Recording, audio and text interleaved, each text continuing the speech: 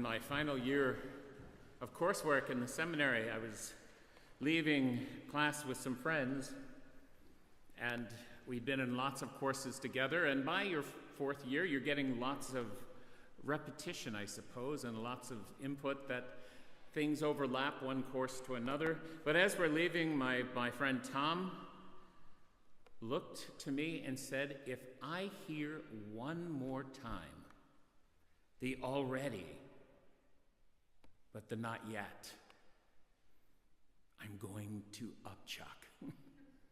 He didn't say that, it was worse.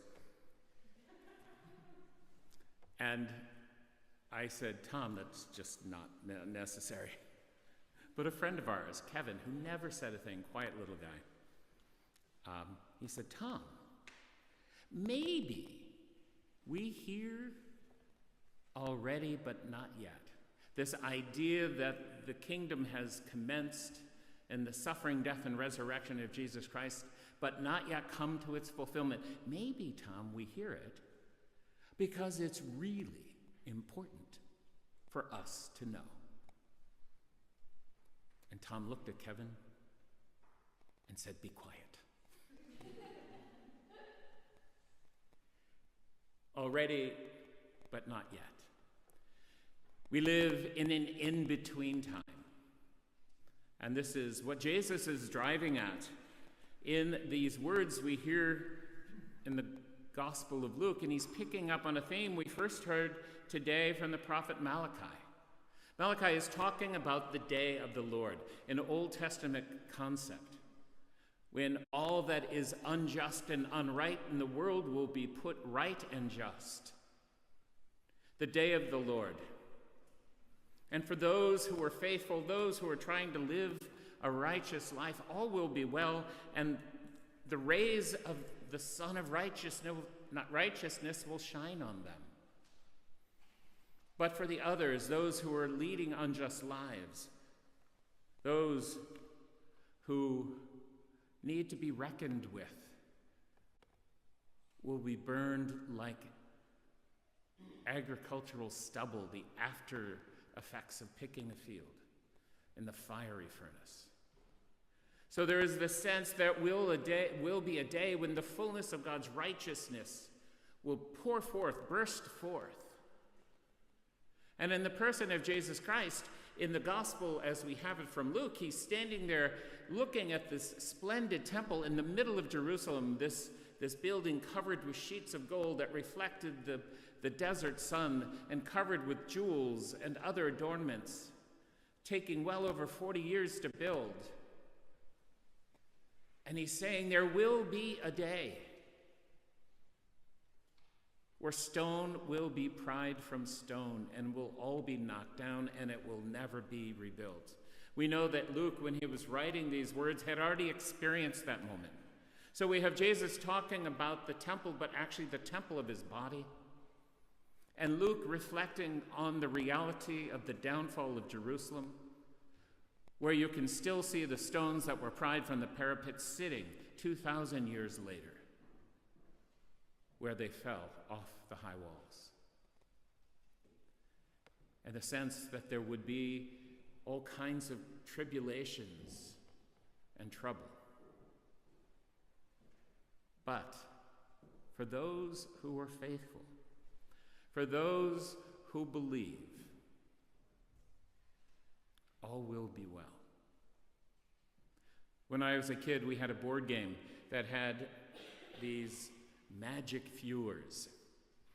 And you slipped into them a piece of paper that had all kinds of squiggles on them that you couldn't read anything on. But when you put it into the slot, this red film took out all the obstruction, and you could see the word you were supposed to see, the code word that you were trying to give to your partner. And it was, to an 8-year-old, magic.